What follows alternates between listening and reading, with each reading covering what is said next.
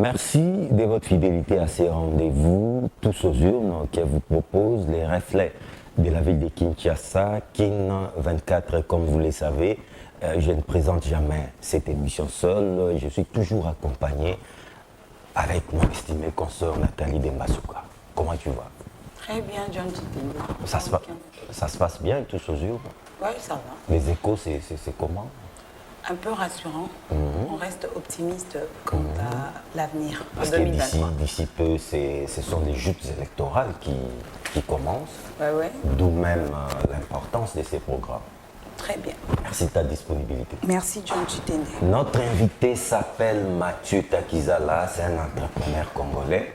Mathieu Takizala, bienvenue dans Tous aux urnes.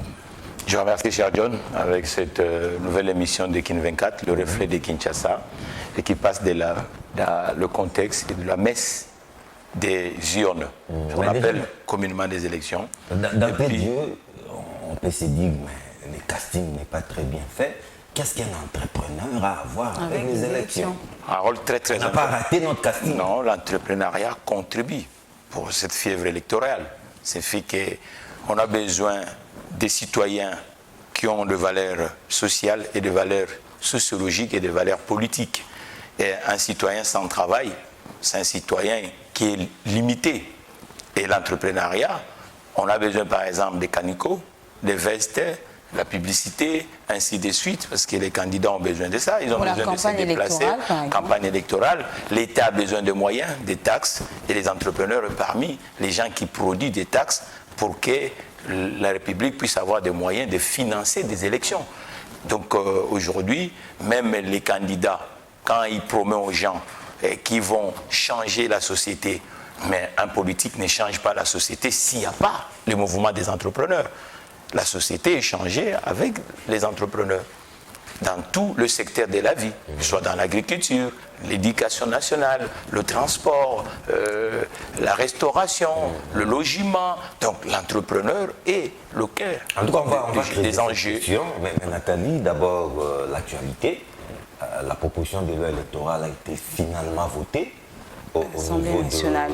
de la Chambre basse du Parlement, en attendant la seconde lecture au Sénat. Mais vous suivez l'actualité, il y a eu beaucoup de débats, ou le même, mais au finish, on réalise qu'il n'y a pas eu vraiment beaucoup d'innovation comme on s'y attendait.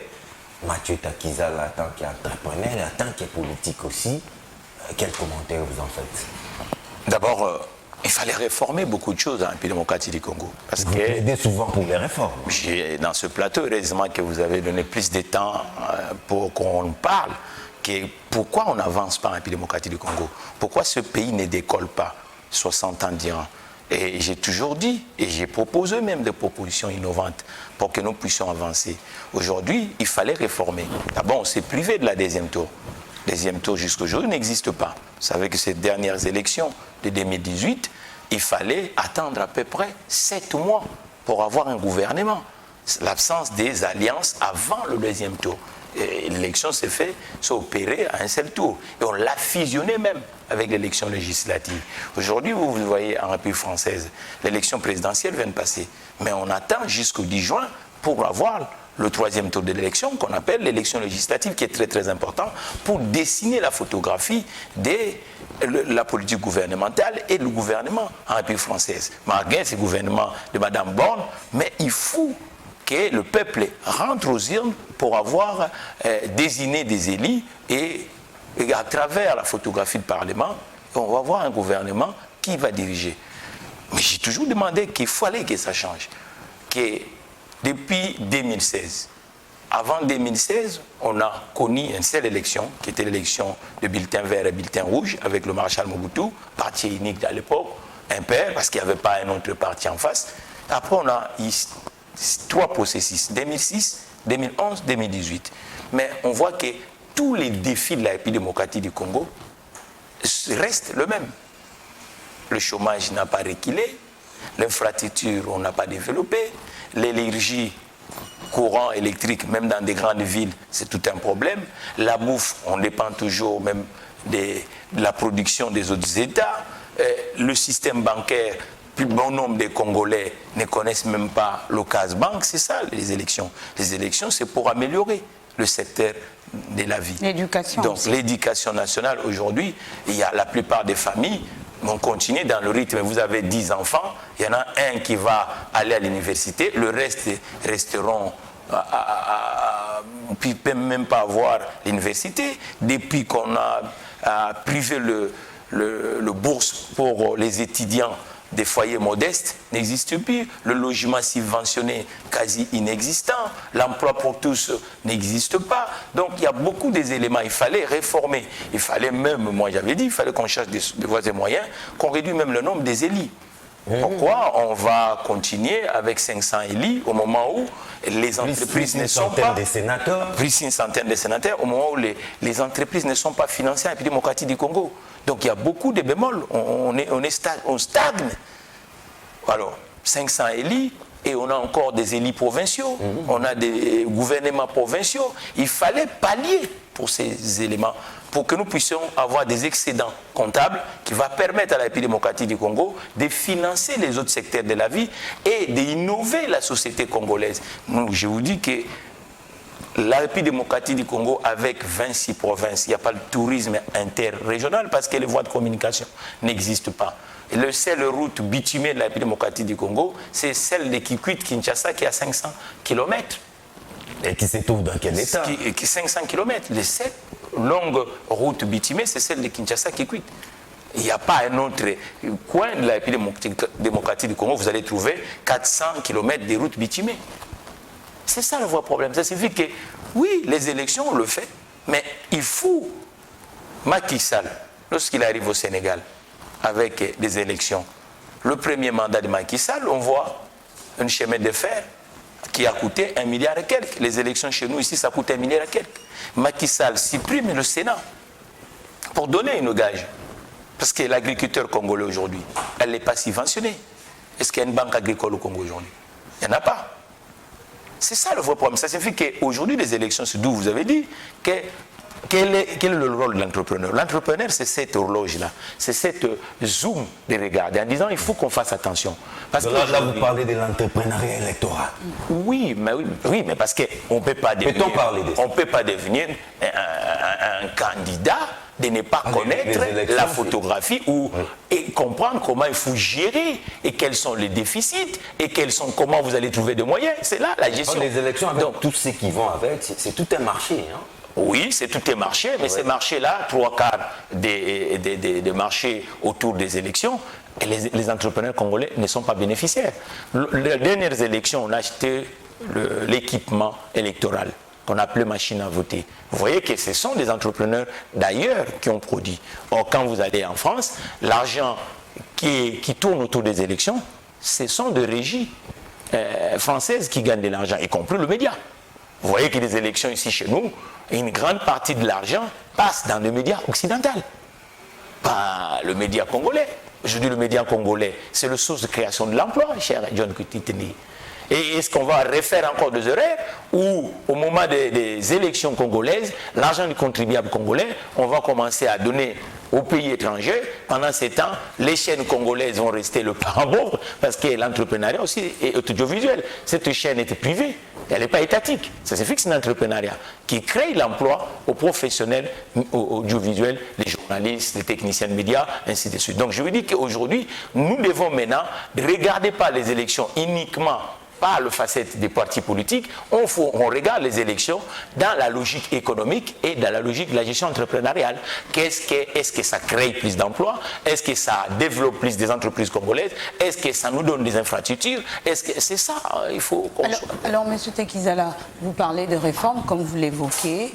Est-ce que concrètement vous avez fait de plaidoyer acquis de droit pour justement arriver à ce que vous souhaitez, en parlant justement de l'entrepreneuriat avec les élections et tout ce qui va avec? Ah ouais, Madame Nathalie, cette question d'abord, elle est pertinente, elle est importante, ce que vous posez. Moi, depuis, je suis arrivé à Kinshasa en 2019. 2019, moi, je ne réside pas au Congo. C'est la première fois de ma vie que puisse se passer presque 36 mois. C'est mon pays d'origine. Je trouve que la cause est noble. J'ai essayé de regarder le Congo avec le regard d'un entrepreneur, d'un économiste. Et je ne suis pas resté uniquement observateur. Et j'ai essayé de faire comme un acteur, d'écrire. J'ai élaboré le premier document intellectuel qu'on appelle le plan de redressement que j'ai eu à présenter sur l'émission que John anime une fois ici. Plan de redressement de la République démocratique du Congo, avec des recommandations sérieuses, avec les 18 propositions de réforme qui étaient à l'intérieur. Et ce plan-là ne pouvait pas rester avec Mathieu Takizala. J'ai écrit aux institutions, y compris la première des institutions que le président de la République, et la présidence de la République, et l'institution qui suit la présidence de la République, qui est le Parlement. Après le Parlement, c'est le Parlement avec les deux partis, donc le Sénat et l'Assemblée nationale. Après, c'est la primature, qui est la chambre qui gouverne la République démocratique du Congo. Le gouvernement Ilunga Lunkamba, on l'avait contacté plusieurs fois, plusieurs des départements techniques, qu'on appelle le ministère de la République démocratique du Congo, y compris les régions, disant il faut quand même qu'ils tiennent compte aussi de ce que là, les entrepreneurs pensent pour que nous puissions avancer. À part ça, on a contacté aussi les secteurs privés, que les entreprises qui sont à la République démocratique du Congo. Il faut que nous puissions comprendre que ce pays a pris le retard, l'informel nous gagne, parce qu'aujourd'hui, en République démocratique du Congo, la loi, par exemple, de la sous-traitance, qui est déjà, enfin, est-ce qu'on le met vraiment en application?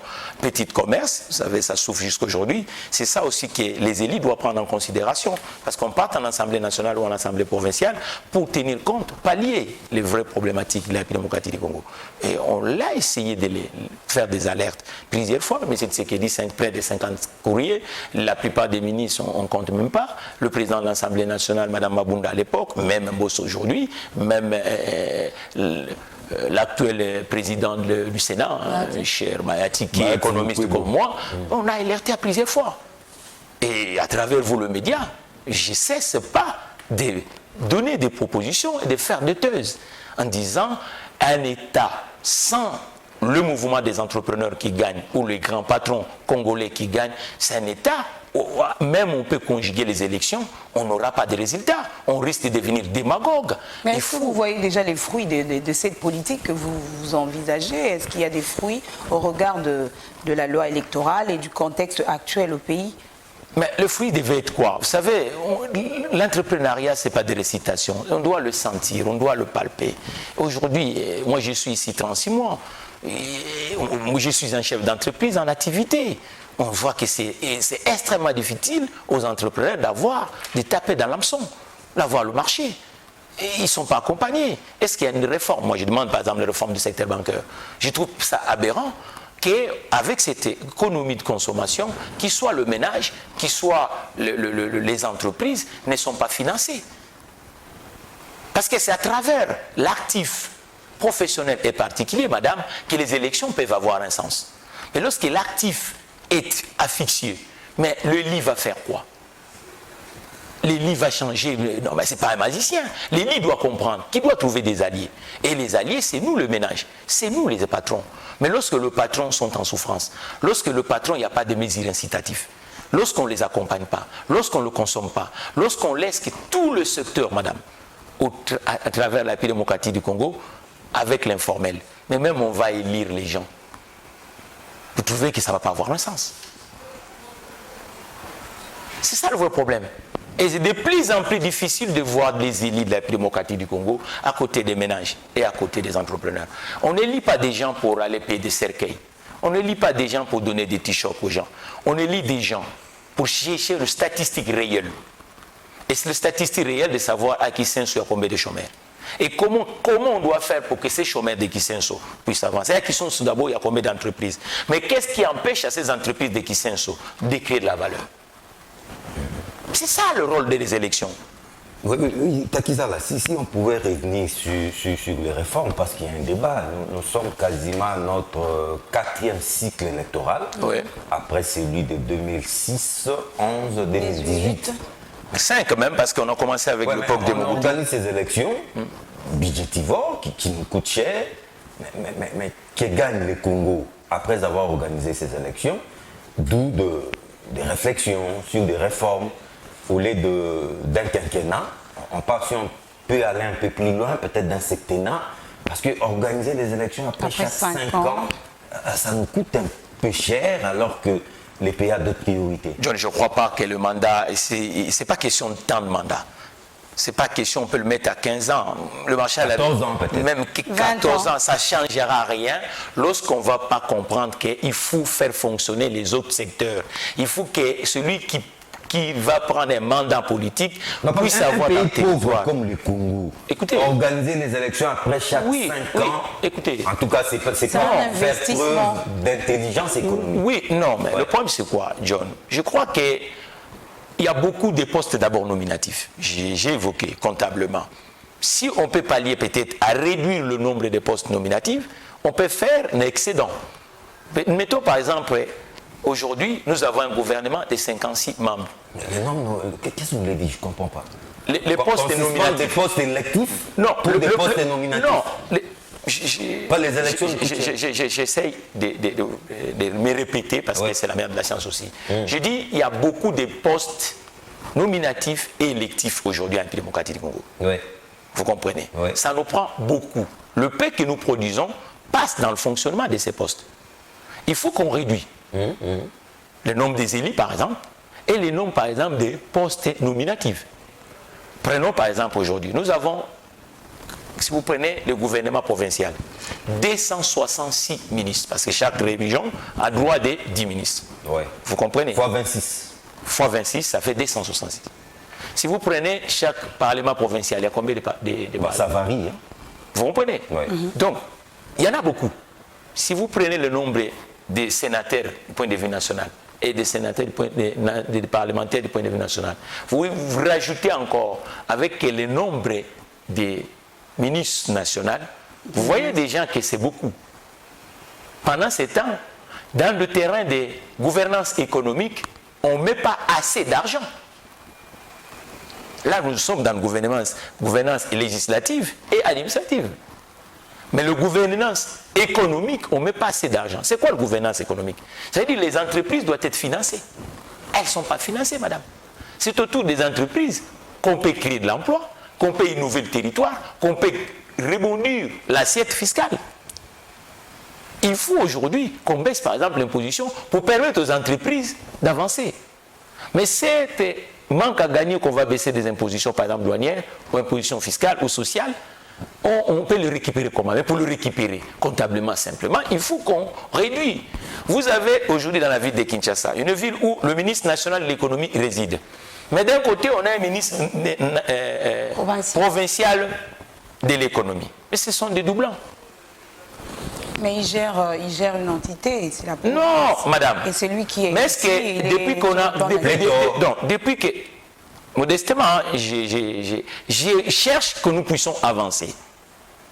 Il faut qu'on avance. Est-ce que depuis qu'on a fait ce système-là, on a créé plus d'infrastructures? On a créé plus d'emplois, madame? L'État s'est enrichi plus? Ah non. Aujourd'hui, nous avons de plus en plus des instruments technologiques. L'Internet, tout le monde en parle. Mais aujourd'hui, la République démocratique du Congo n'est pas informatisée, digitalisée, comme on dit aujourd'hui. Mais vaut mieux digitaliser la République que de multiplier les postes. Mais pourquoi on crée plus de postes aujourd'hui? On s'y emploie avec le ministère Il y a tout un ministère qui a été créé. Mais là, il y a avec tout un ce ministère. gouvernement. Madame, est-ce que nos collectivités sont digitalisées? Aujourd'hui, vous êtes né à Madimba ou à Lufutoto. Vous avez besoin d'extrait de naissance. Vous êtes obligé de prendre le camion ici et juste d'aller là-bas. Or, normalement, si c'était digitalisé, madame, vous rentrez uniquement sur l'ordinateur. Vous l'imprimer. L'imprimer.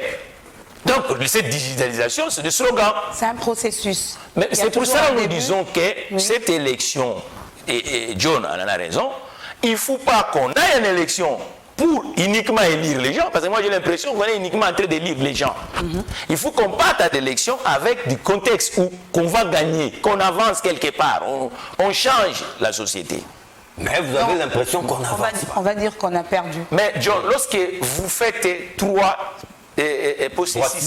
cycles électoraux, où le taux de chômage structurel reste à l'auteur de 80%, où le mouvement économique Mais Mathieu autour des... Takizala, les problèmes, c'est pas peut-être les élections en soi. Voilà. Les problèmes, c'est peut-être que c'est un problème de gouvernance. Non, mais cette gouvernance, elle est... Parce que chaque peuple mérite ses dirigeants. Peut-être ils ont mal. Le gouvernance ont des pôles. Pôle politique, pôle administratif, pôle économique. C'est ça ce qu'on appelle gouvernance. Et on peut aller dans le pôle famille. C'est aussi une gouvernance. Aujourd'hui, 3/4 des familles congolaises n'ont pas de revenus. Vous voyez qu'aujourd'hui, l'enfant est devenu le parent de son père ou de sa maman. C'est ça. Donc, gouvernance, ce n'est pas uniquement d'élire un politicien. Nous devons avoir aussi le patron congolais qui nous crée de la valeur à la République démocratique du Congo et qui va aller chercher aussi l'excédent en dehors des autres territoires. Puisque vous parlez des pôles, alors est-ce que c'est pas le pôle politique parce que vous insistez que c'est celui-là? Le pôle politique doit trouver des partenaires, madame. Est-ce que cette synergie-là, comment elle doit réellement se passer pour justement qu'on puisse... Mais c'est pour ça que nous disons qu'il faut qu'on crée des plans. Il faut qu'on crée des plans de relance de la République démocratique du Congo sectoriels. Un plan de relance pour l'agriculture, un plan de relance, c'est pour ça, d'où la nécessité que j'ai dit aux politiques que nous devons aujourd'hui, heureusement, ils fonctionnent actuellement en plateforme. La plupart des partis politiques aujourd'hui sont en plateforme. Donc on peut réduire facilement le nombre de ministres. L'autre fois, on fonctionnait en parti politique. Aujourd'hui, ils sont en plateforme. Et si à chaque plateforme, on dit amener 2 ministres ou 3 ministres, ça sert à quelque chose de très important. Et même le patrimoine immobilier, madame, parce que quand on nomme un gouvernement de 56 ministres, donc rien qu'en patrimoine immobilier, nous avons 56 immeubles immobilisés uniquement au service de l'État. Il y a un immeuble ici pour pratiquement... Mais tout le monde bien intelligent. Oui, ouais. mais tout le monde n'est pas uniquement dans cet immeuble. La grande partie, John. Vous comprenez? L'immeuble intelligent. Tout le monde n'est pas dans cet immeuble-là. Moi, j'avais dit, je ne suis pas politique, je suis technocrate et économiste. Donc, nous avons des bâtiments publics aujourd'hui qui peuvent accueillir le gouvernement. Tembe na Tembe, l'immeuble de Tembe na Tembe sur... Oui. Non loin du palais du peuple. Non loin du palais du peuple. Et l'immeuble intelligent. Donc, un gouvernement de 20 ministres ou 15 ministres, ça suffit.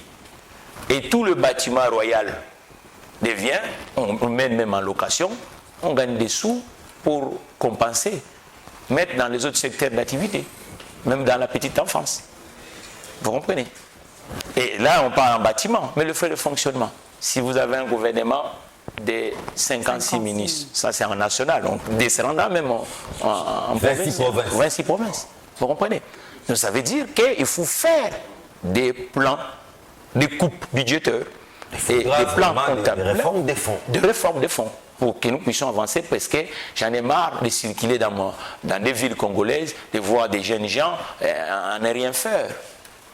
Financer l'université, rapprocher l'université à l'entreprise. Aujourd'hui, l'université n'est pas rapprochée avec l'entreprise. Aujourd'hui, l'université forme les gens.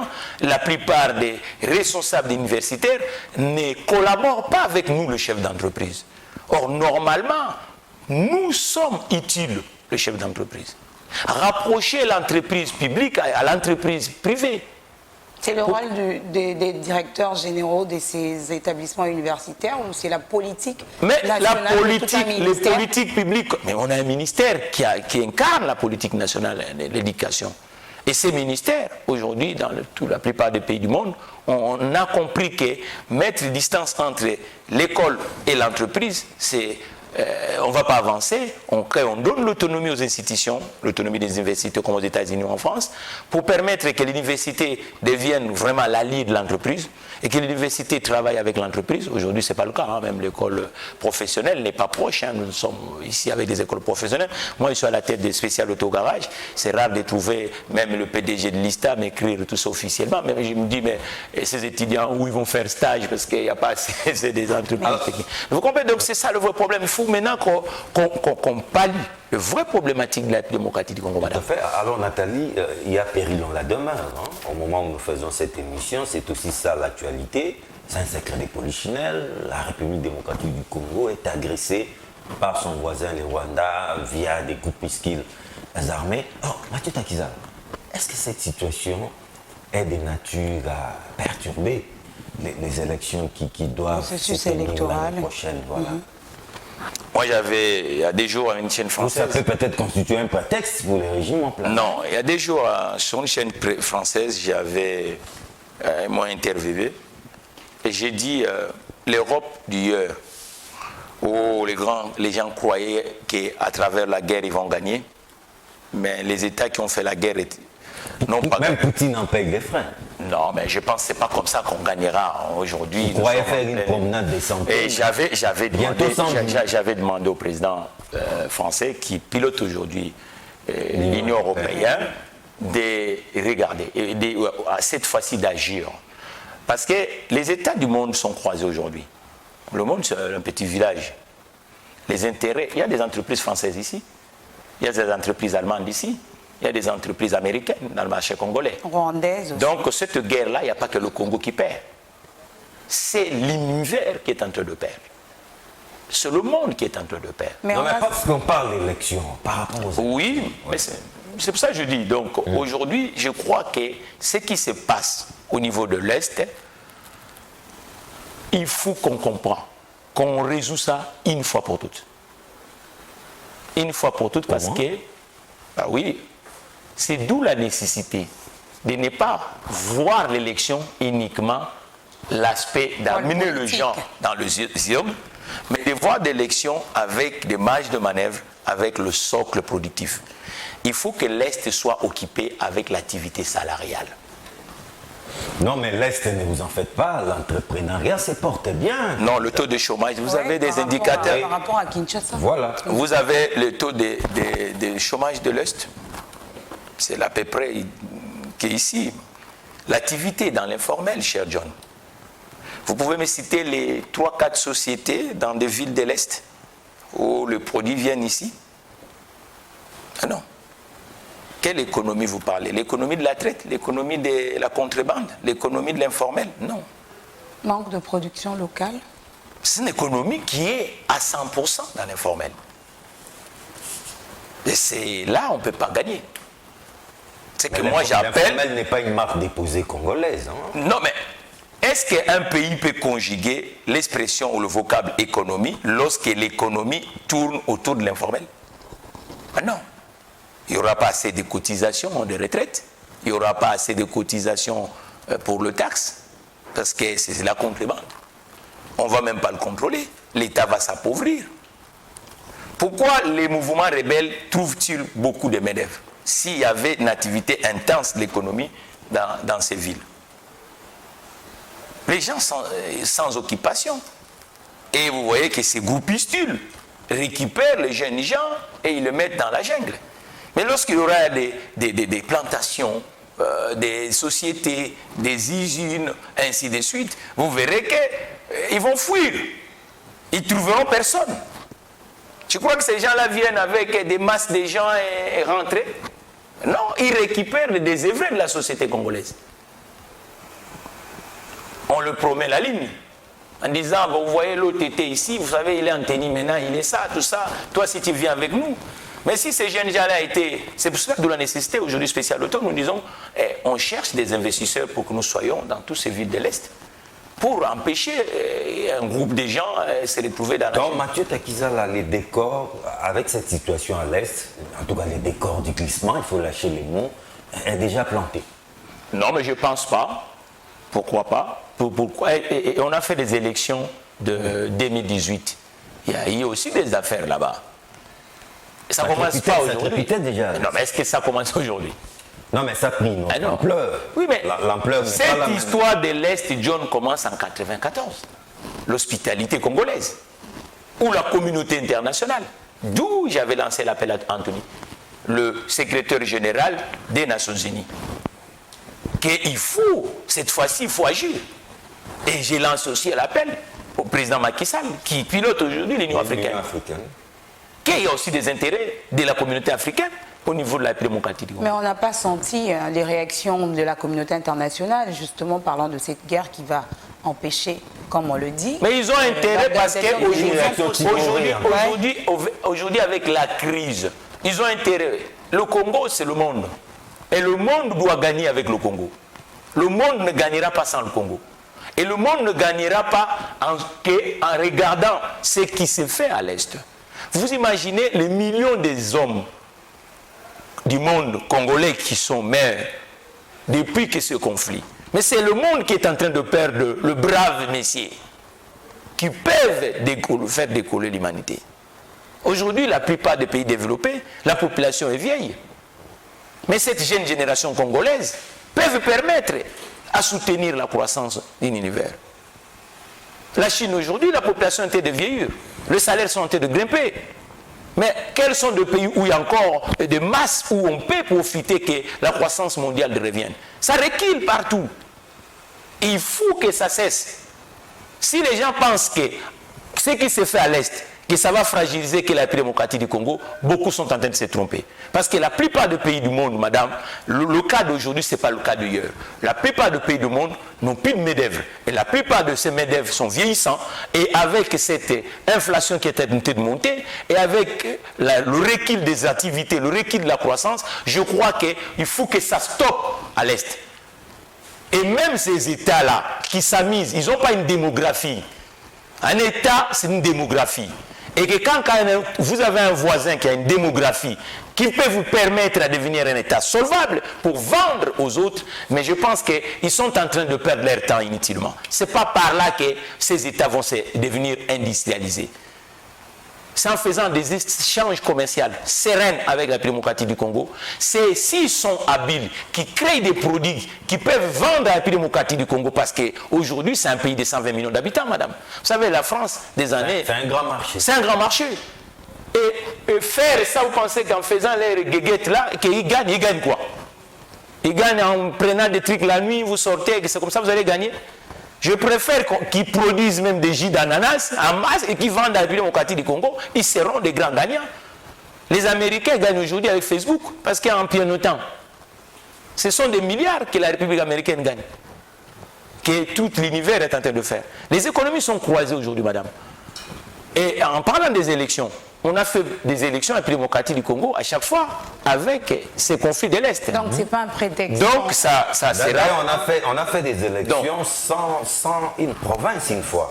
Oui, mais... Oui. Sans l'Ituri. Vous comprenez Ouais, la ville, je crois, de Bukavu qui n'a pas voté l'autre fois. Vous comprenez? Donc, logiquement, moi je dis que les élections de 2023, il faut qu'on regarde différemment. Il faut qu'on nous dise d'abord les élections qui viennent de passer. On a avancé en quoi? Est-ce qu'on a créé plus de routes? Est-ce qu'on a créé plus d'emplois? Nous parlons du 4e cycle. Mais on a l'impression qu'à chaque fois qu'on veut organiser les élections au Congo, c'est toujours le retour à la case départ. C'est comme si c'était la première des élections qu'on veut organiser. On parle revenir sur des réformes. Revenir sur des réformes, revenir sur du matériel. Voilà. Mais on s'est dit alors qu'à un moment, on a même fait louer, je ne sais pas, nos matériels du côté du Togo, ou Gabon, quelque chose comme ça. Et à l'Équateur, on m'apprend même que les ordinateurs, en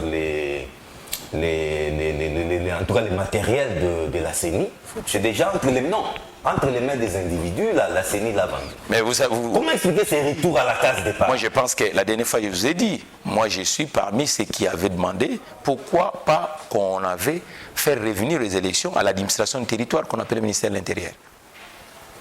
Parce que je ne pense pas que dans une chefferie... Mais on ne doit pas revenir sur la logistique à chaque cycle électoral. Oui, mais c'est pas... Pourquoi? Parce qu'au Congo, à l'époque, les acteurs politiques, il y avait une méfiance entre eux. Au lieu que ça soit une concurrence, mais c'est une méfiance. Qu'est-ce qu'ils ont choisi? Ils ont dit, bon voilà, on va créer quelque chose qui va être neutre, qu'on appelle aujourd'hui la CENI. Or, normalement, les élections, dans tous les pays du monde, le fichier des gens, c'est quoi? C'est le ministère de l'Intérieur, l'état civil, le ministère de l'Intérieur. Aujourd'hui, le ministère de l'Intérieur, on le met derrière et on a créé une institution.